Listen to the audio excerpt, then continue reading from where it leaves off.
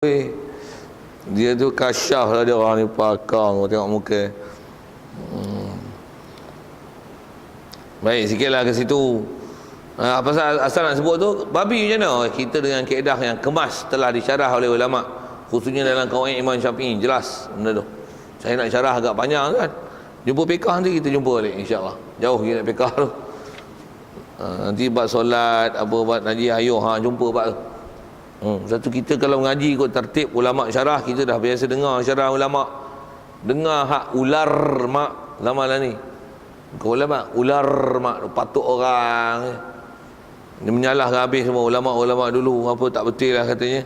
Jaga kan. Jaga.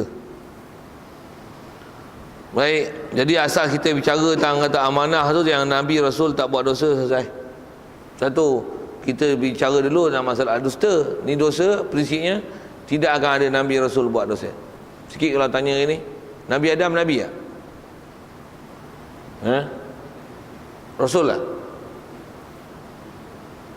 Nabi lagi Rasul weh. Dalam 25 masuk tak Nabi Adam?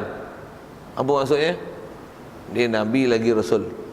Baik, kalau dia Nabi lagi Rasul, soal, maksum tak Nabi Adam? Maksum untuk berdosa tak makan buah khuldi sampai turun daripada syurga, turun ke dunia? Tuan-tuan jawab.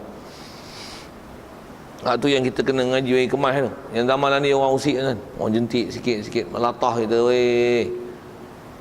Kalau Wahabi memang, kalau saya sebut akidah di awal-awal macam ni lah. Wahabi dia kata Nabi Adam bukan Nabi Rasul. Dia lah cuma manusia pertama, tapi bukan Nabi Rasul. Keluar akidah ahli sunnah wal jamaah. Dia kata dalil apa? Dalil pasal Nabi Rasul maksum. Nabi Adam dah makan buah khuldi, mana maksum dia?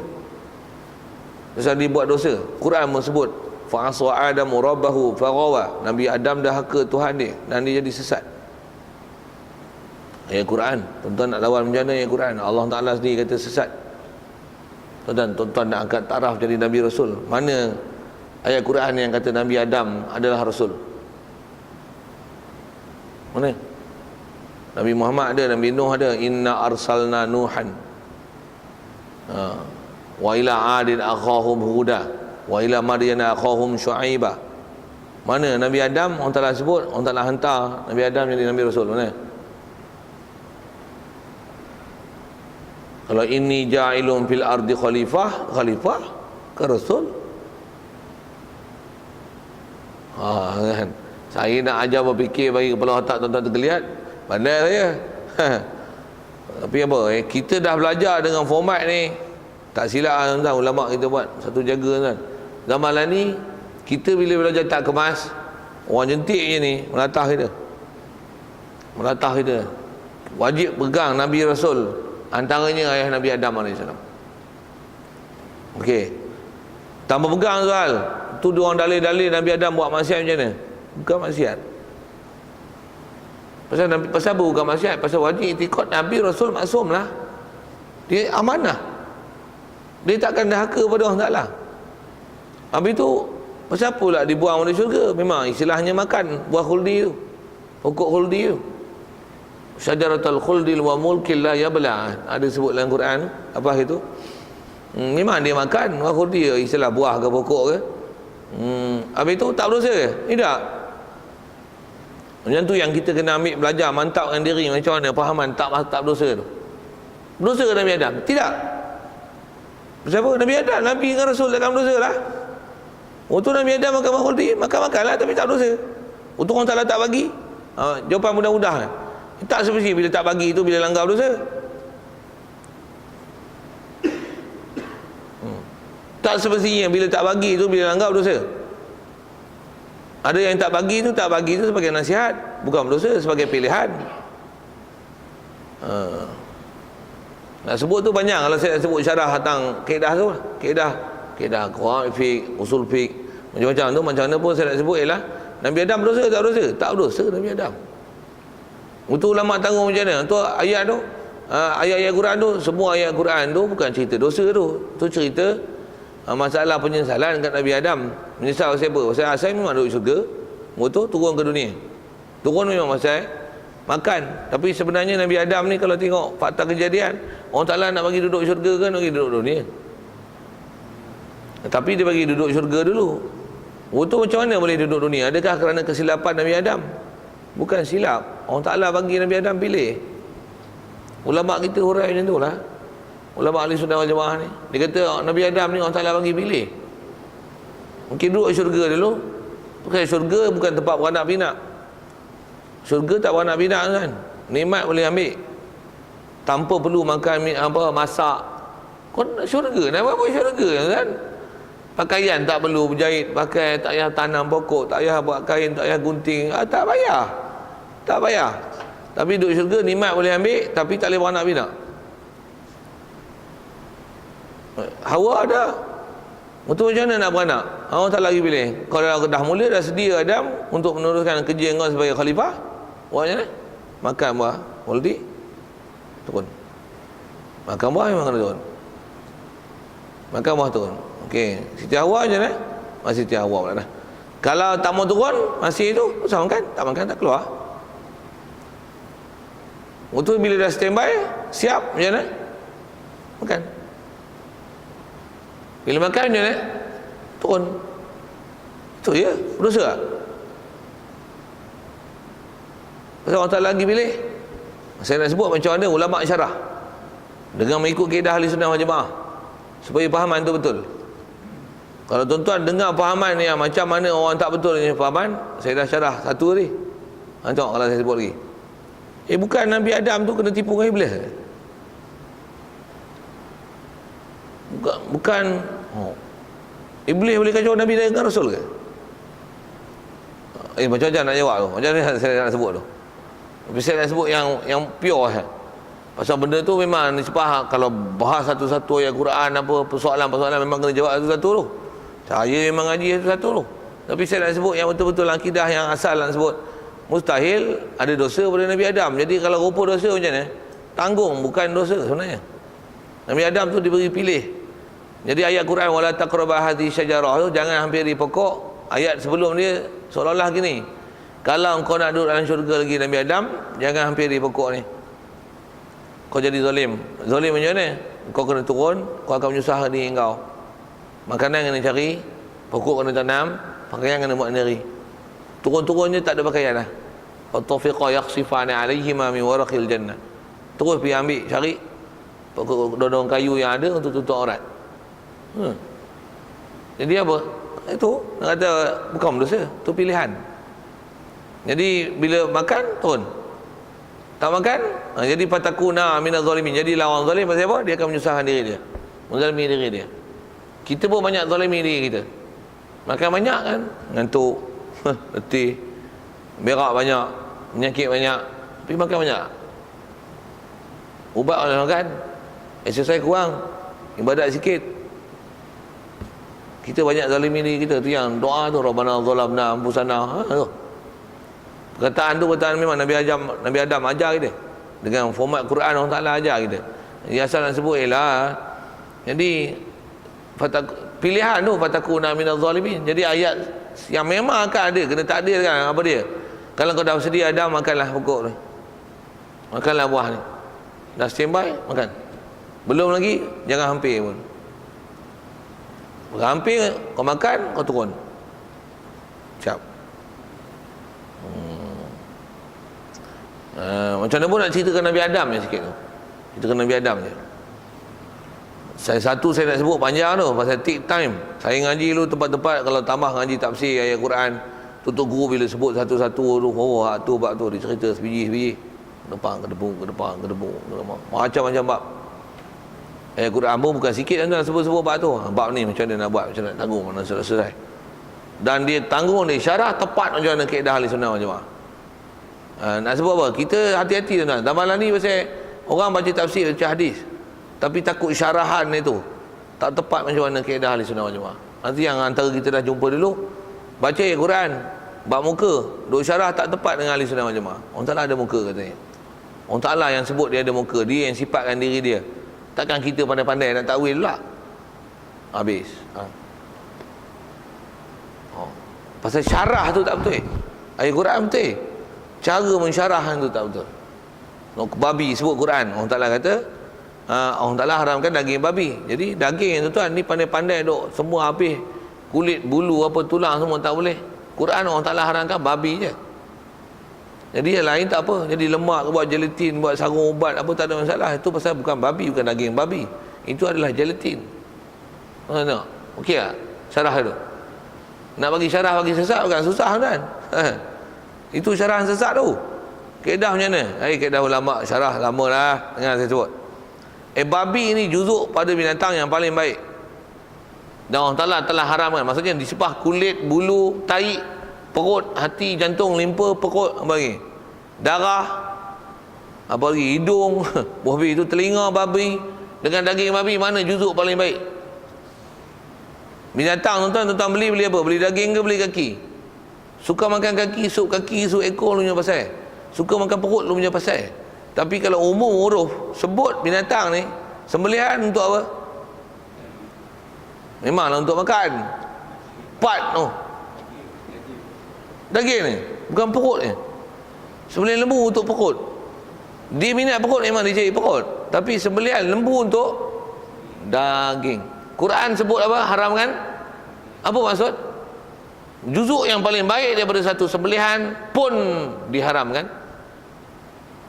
Apa faham yang lebih tinggi daripada tu? Mafhum fahwa ni apa? Kalau daging haram, tulangnya tahi tak ada pun sebut tahi babi haram, makan tahi babi. Itu kaedah lawan. Apalah bodoh lah puak ni. Puak ni macam-macam kan. Saya nak sebut apa ni? Ayat Quran yang sama boleh disyarah dengan cara yang betul. Cara tak betul disyarah, dia kena tak betul. Saya dah syarah dua ni, syarah betul dan syarah tak betul. Syarah tak betul, Allah Ta'ala buat haramkan babi, daging aja. Daging je haram, kulit mana ada. Ni pandai-pandai pula, barang dah buat cantik-cantik dengan beg kulit punya mahal harga. Habis-habis kita dah beli dah, dia kata haram, najis pula. Nak pakai tak boleh, padahal nak buat bukan senang pula tu dengan berkualiti. Pakai tu kan ada masalah apa kata ni? Pakai pun bukan masuk dalam badan. Jadi masalah pakai, yang haram makan. Kita bukan makan, pakai. Tuan dengar okey? Itu syarahan gila babi tu. Saya nak kata apa? Nak syarah bagi tak betul, anytime boleh syarah. Orang boleh gunakan logik akal untuk bersyarah. Tapi nak bagi syarah tepat dengan syarak, tu kena ngaji elok. Pasal benda sesat memang tak payah ngaji. Boleh urai sebenarnya. Tak payah ngaji, tak ada disiplin ilmu. Ikut je. Boleh syarah. Dengar, ayat Quran baca tuan-tuan boleh syarah sebenarnya. Tak sebenarnya tawana boleh syarah. Ikut tuan-tuan nak syarah tawana, tapi nak bagi betul tepat macam mana? Itu you kena mengaji. You kena tepat pasal dia kena tengok semua ayat Quran, kena tengok semua hadis, tengok apa ulama dah bahas satu-satu. Ini dia ambil bahas berikut apa yang dia nak faham, ikut cara dia faham. Dia akan ambil ayat tu je. Quran pun dia ambil ayat tu, hadis pun dia akan ambil ayat tu, kata ulama pun dia ambil ulama ayat tu. Ini format mereka. Orang sesat takkan macam ni. Apa saya nak sebut golongan sesat baru ni ya? Allah SWT. Kalau sikit sebut ke ahli tarikat ni. Ada pasal saya hari ni ada geng-geng Sungai Petani tanya saya tentang ahli tarikat yang dia bercakap puak-puak tarikat ni sorban dahsyat-dahsyat, nalar-nalar, jubah, janggut. Cakap arak ada, cakap orang putih ada. Ahli-ahli tarikat, ahli sufi, dia panggil istimewa sufi pun. Tu dalam masa majlis tu dia kata saya nampak malaikat sedang memberi rahmat dalam majlis kita. Tu muskil lah. Tanya. Saya nak syarah sesat dulu. Kalau syarah sesat macam mana? Ini ahli sufi Syekh. Ahli sufi sampai martabat, kita tak sampai martabat. Jadi hantar janganlah kata macam-macam kat dia. Dia nampak, kita tak nampak nak kata apa. Jangan dengki pula dia kata dia nampak. Okey tak? Tuan-tuan pun ahli batin depan mata pun tak nampak. Yang ni ahli sufi Syekh dah sampai martabat boleh nampak. Jadi hati kita tak nampak. Lebih kurang macam tu lah. Orang cakap ada hujah tu. Okey. Nampak malaikat. Malaikat memang kita boleh nampak. Memang orang istimewa kita boleh nampak tau. Agak-agak muka kesekupang kita nampak. Kita muka sekupang, yang tu bukan muka sekupang. Ahli tarikat memang boleh nampak malaikat. Mana fakta yang kata ahli tarikat boleh nampak malaikat? Macam mana dia boleh kenal malaikat ke jin? Setan ke boleh? Manusia pun dia tak boleh kenal. Mana orang yang memang percaya cakap dia, yang tak percaya cakap dia? Orang boleh kenal? Saya boleh tahu ke? Saya boleh kenal ke? Tuan-tuan ni, tuan-tuan memang pakai cakap saya, yang tolak cakap saya? Mana saya tahu? Kalau tak tahu, macam mana dia boleh kenal alam ghaib tu, malaikat tak malaikat? Dia boleh tahu lah ni malaikat rahmat ni. Oh, dia kenal malaikat rahmat lah tu. Muskil lah. Kalau saya kata muskil lah. Muskil. Dia memang ada istilahnya ahli batin faham, tapi sampai batin buat benda menyalahi syarat, masalah. Itu tak boleh bercakap tentang tu. Waktu bila habis selesai majlis bersalam, orang ambil berkat, Pak Syekh lah, ahli sufi nampak malaikat. Antara yang ambil salam ni siapa? Perempuan. Pakat nak salam habis, macam mana? Ulur salam ber, tak adalah tengok perempuan macam ni, tak adalah. Saja saya gaya kan. Kita pun adalah orang bertikai, apa ni haram sentuh lagi perempuan, kata dia. Disentuh tak ada syahwat, tak haram. Adalah tu kami betul kan. Lain pun dia dah sampai makam, disentuh perempuan pun macam sentuh kayu dengan batu je, dia tak rasa orang perempuan dah. Dia rasa makam dia rasa sentuh tu, sentuh makhluk. Bahkan dengan sebab tu dia rasa kan iman dia tercabar, pula tu dia tahan nafsu dia. Dia tak terkesan dengan perempuan, naik martabat dia, sekali salam naik martabat. Hantar apa dah. Ini semua makam ni makam ahli sufi ya, hampa tak tahu. Okey. Ni cara sesat kan. Ini nak mengharamkan, menghalalkan benda yang haram oi. Kalau kaedah kita macam mana? Kepala otak hang. Walaupun mazhab Hanafi boh pergi tu. Salam ni bersentuh tu tak batalkan wuduk, tapi tak diajar dengan bersalam perempuan kan? Kan? Itu masalah wuduk, masalah batal tak batal. Tapi taklah bila bersalam tu halal tak. Itu cerita masalah wuduk. Tak lazim daripada tak batal maksudnya boleh sentuh. Tak. Bahkan kaedah kita dalam fiqh, yang sentuh tak batal wuduk pun, tapi sentuh tu adalah haram. Orang perempuan duduk sebelah dia, naik bas, sentuh kulit batal, sentuh baju batal tak? Kita pun pegang baju dia, pegang makcik, kakak, adik, saudari, tepuk belakang dia, nak ke mana? Okey tak? Bukan sentuh kulit tak batal wuduk. Kepala bapak hang. Itu bapak terus kan. Macam mana fiqah? Syariat salah. Tapi main orang kepala otak sengit ni, syarah nak bagi betul tu. Kita duduk bicara ni. Ada istilahnya benda yang salah, tapi dia faham maksum orang macam tu. Salah. Padahal tak maksum. Yang Nabi Rasul patutnya maksum, ni kata tak maksum. Kat Nabi Adam ni. Ya orang yang sepatutnya orang tu ilmu tak bercukup, tapi apa yang dia cakap dia pakai semua. Pula tu menyalahi daripada apa jumhur ulama sebut. Pening. Sekilas sebut isu-isu keliling tu. Kalau kat masjid ni pun tuan-tuan dengar kuliah pelik-pelik tu. Kalau inform kat saya bagus juga. Saya nak juga informasi tu. Pasal tak tahulah dengar ada rakan-rakan tu yang duk main kuliah sini. Dia orang kata ustaz-ustaz kat sini pun sakan-sakan juga katanya. Macam mana? Macam-macam juga. Ni pendapat lain, ni pendapat lain. Pendapat ni kata boleh, pendapat ni kata tak boleh. Lagi habis dia orang kelai-kelai tak boleh jawab, dia kata apa? Khilaf. Bunyi relax lah, bunyi khilaf pun dia tak boleh lawan lah. Yang dengar pun tak orang-orang yang bukan boleh lawan. Jadi bila sebut khilaf tu, clarify balik semua masalah yang nak kelai. Khilaf. Padahal bukan khilaf pun. Masalah dah. Saya sebut banyak macam. Saja saya nak lontau tuan-tuan. Biar tuan-tuan pening sama dengan saya. Baik. Perhabiskan sikit lagi tu. Kata dia, jadi kalau kata dah amanah, tentulah mustahil khianat. Nabi Rasul mustahil khianat. Artinya khianat dengan bahawa khianat tu macam mana? Khianat tu. Khianat mestilah lawan daripada amanah dengan mana mengerjakan akan yang haram. Antaranya mengerja haram. Pasal apa? Khianat. Kata jangan buat haram, dia buat benda haram. Kat Nabi Rasul diistilahkan khianat. Nabi Rasul tak ada yang seorang pun khianat Itu satu, sama ada buat yang haram ataupun buat yang makruh. Dan bila itu dihukum khianat, mustahil. Ataupun ada tinggal benda yang wajib, ataupun ada cuai-cuai yang benda yang sunat, tidak. Nabi Rasul tak pernah. Itu sikit tuan-tuan. Ni pun macam-macam pendapat lah ni. Ni pun macam saya nak sebut sangat lah, macam-macam sangat. Saja nak saya nak lontar apa yang betul-betul dalam kaedah kitab. Ni apa aman tak betul ni. Ada orang tahu macam mana? Zikir ni tak boleh zikir banyak-banyak. Nabi Muhammad pun, Nabi maksum ni 70 kali je tau. Ni zikir sampai 1000, 10,000 ni apa cerita ni? Nabi pun istighfar 70 kali je. Ini nak zikir sampai 10,000 ni, zikir apa ni? Menterdakah apa ni? Okey. Awak nak zikir banyak-banyak nak jadi Nabi ke? Oh pula dia soalan tu pula.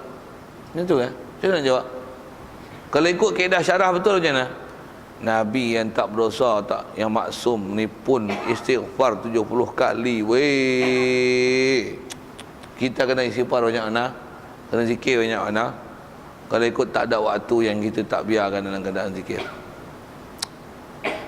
Allah. Baru kita ada sifat kehambaan. Kalau macam tadinya pendapat, ada sifat kehambaan? Tak ada. Bahkan kata dia, nak lebih daripada Nabi kan? Nabi pun sifat kita, Nabi 70, kita 10 pun okey lah. Out. Cara berfikir yang salah. Untuk zikir banyak-banyak ke? Bagus. Sembayang pun sama tak? Sembayang.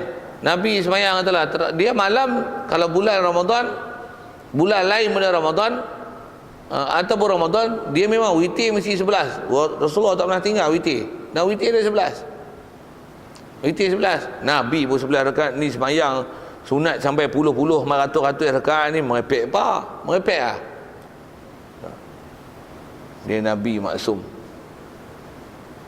Jadi orang yang nak dapat taat bagus macam tu, macam mana? Sedangkan dia tak maksum. Memang sepatutnya selayaknya itu orang maksum mau ibadat teratur.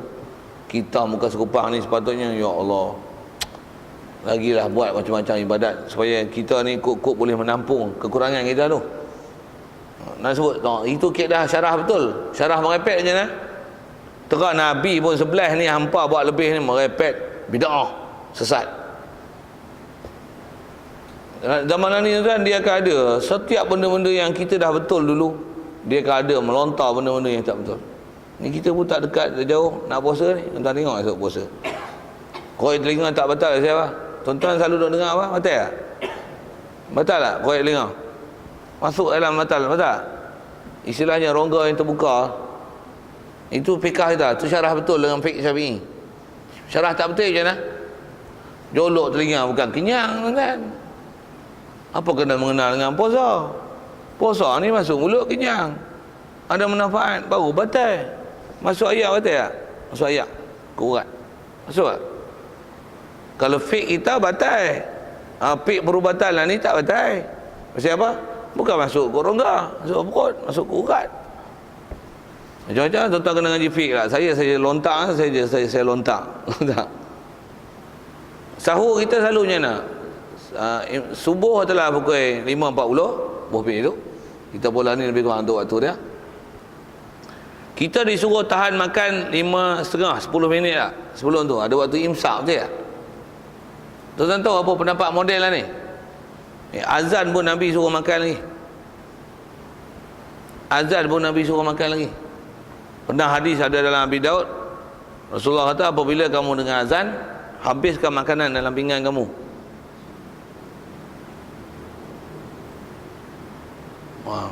Tuan-tuan akan jumpa benda-benda itu. Bulan puasa cakap bulan puasa, bulan tak puasa. Ni masuk bulan Syakban ni, bulan Rejab dah kena sepak awal-awal dulu lah kita. Apa duk puasa Rejab, Syakban, Ramadan? Nabi tak puasa 3 bulan turut-turut. Bid'ah, masuk neraka. Khurafat, penat ya. Sangka dapat pahala rupanya jadi bid'ah. Buat benda-benda yang salah. Nabi tak pernah ajak macam tu. Ini pendapat-pendapat yang pening. Saya bahasakan pening pasal menyalahi daripada apa disiplin ulama' yang ulama' dah syarah dengan sangat sempurna dulu. Dia orang ni bukan ahli tapi mensyarahkan benda-benda ni pula tu dengan syarahan tak betul. Okey. Kalau ikut kita selesai dah tu bab tu. Soal kalau ada. Kalau asal kita bicara tentang amanah masih maksum, mustahil khianat asal bicara tu. Soal kalau ada.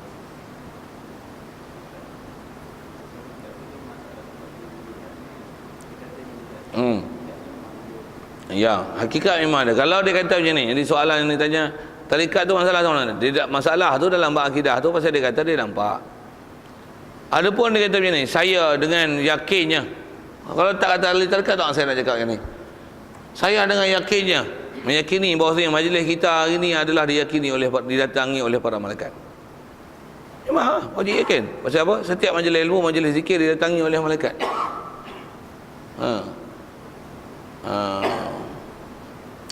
Allahumma salli ala sayyidina. Disebut majtama'a qaumun fi buyutin min buyutillah wa yaqra'una kitabah illa haffat 'alaihimul malaikah. Atau kama qala. Panjang hadis tu kan, tapi belajar mulut yang sebut. Kata dia, tidaklah berhimpun oleh satu kaum, majtama'a qaumun fi baitin min buyutillah, himpun pula dalam rumah Allah Taala, dalam masjid. Wa yatluna kitabahu wa yatadarrasunahu bainahum, pula tu mempelajari hukum-hukum Allah Taala ni dalam di kalangan mereka. Illa hafat alaihimul malaika, malaikat akan menghampakan sayap dia. Apa disebut belakang tu?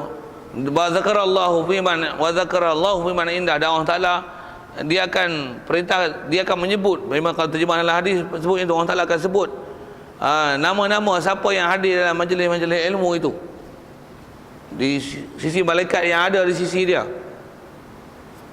Nak sebut apa ni? Nak kata wajib i'tiqad memang malaikat hadir. Tapi kalau aku nampak malaikat, nanti Ustaz. Jadi mesti dakwa apa yang sepatutnya didakwa lah. Yang benda yang pelik-pelik yang ada sebut. Jadi kalau tarikat dia masalah tu. Kalau yang Wahabi dia macam ni pula, sepak terus pula lah. Apa duk selawat ke Nabi sampai jadi syirik lah pula lah. Lebih ke Nabi daripada Allah Ta'ala. La ilaha illallah. Hak melampau ni sampai kata duduk buat majlis ya hanana ke selawat ya. Apa? Saya nampak malaikat hadir majlis selawat kita. Pelik lah tu. Itu satu pelik. Satu masalah tu.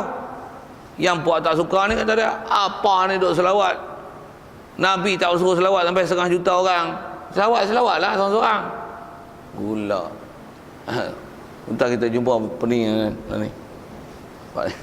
Saya kata sama lah ni tak jauh ada je. Tunggu saat lah. Kalau di sebah tunggu saat lah, memang kita tengok ribat akidah begitu. Tunggu hari lah. Kat kita ni macam ni, kita mengaji lah elok. Satu di sebah amalan akidah, pagi tepat lah, pergi betul dengan apa yang sepatutnya. Ya.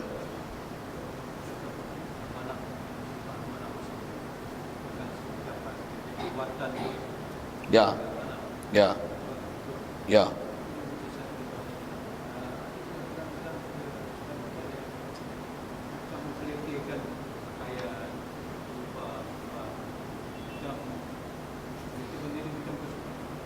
Dia kata bukan sunnah. Sebutan macam ni. Ya. Ya. Dia lah sunnah. Ya. Ya. Ya.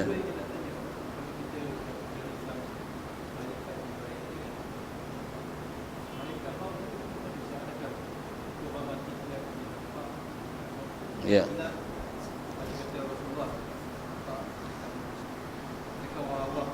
Nampak juga malaikat mahak tu.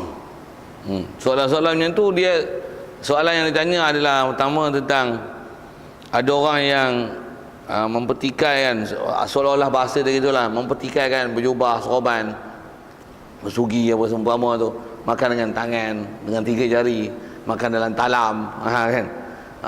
Dia mempertikaikan tentang sunnah dan kesunatannya dan kesunahannya, bahkan dia kata itu adalah kebudayaan. Inilah pahaman-pahaman moden yang saya sebut ni. Geng-geng moden ni memang macam tu. Pasal memang pahaman, kalau moden ni, kalau disebah golongan tu, memang cara faham jadi pahaman Wahabiism. Pasal Wahabi dia berpahaman dan mengikut dan mengikut format mereka. Apa-apa yang istilahnya bukan nama ibadat khusus, itu tak menjadi ibadat. Satu dia orang tak ibadat pakai sorban. Satu tengok kalau geng-geng atas nama Wahabi, dia tak akan bersorban. Jubah pun dia kata, kalau dia jubah kata apa? Kebetulan saya pakai jubah hari ni, tapi saya tak iktikad pakai jubah ni bagus. Ya Allah, manusia macam tu ada kan? Kalau ikut kita yang ulama kita, format yang kita, memang Quran pun sebut laqad kana lakum fi rasulillahi uswatun hasanah.